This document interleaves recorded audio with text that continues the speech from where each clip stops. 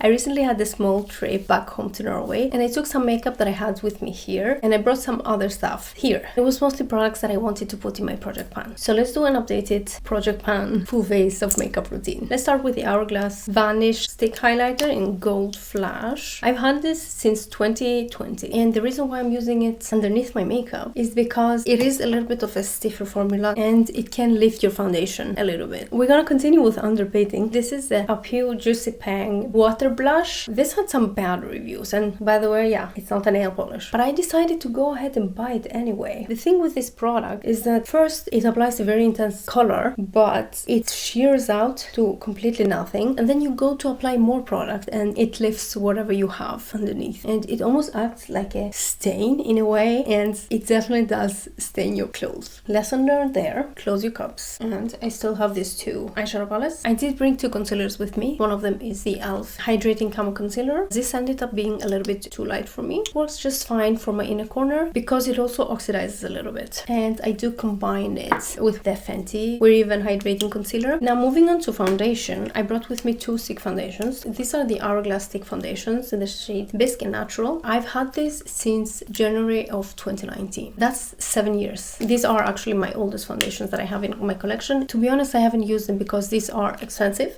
and I kind of save them for a good occasion and you shouldn't do that. One of them is too light for me and one of them is too peachy for me. My goal is to finish both of them. I don't love them as much as I used to anymore. It goes to show that saving your makeup is not really that smart because new things come out all the time and formulas improve. Use the stuff you have, even the expensive one. Another thing that I brought with me is the Revolution Take a Vacation. This is a big bronzer and since then I used it a few times and this happened. The formula in itself, it's fine. It just was sitting there in my collection. This is a Makeup Geek blush that I had in the project for a long time. Nothing new. Look at the progress. Now for brows, I do have the Benefitka brow, but one day I had the idea of using this from the Subculture palette. It actually looked nice. It's a little bit intense, but it kind of evens out throughout the day. I cannot use this eyeshadow on my eyes because I'm pretty sure that this has carmine. Pretty sure that carmine irritates my eyes. So yeah, that's fun. But I found a new way to use this eyeshadow. So Ka-Brow has to wait for now. This is the Primark in the shade Toffee. This is how much I have left. This takes forever to finish. This is still alive and well. I've had this since 2020 in the project. A little bit on and off, I give you that, but still.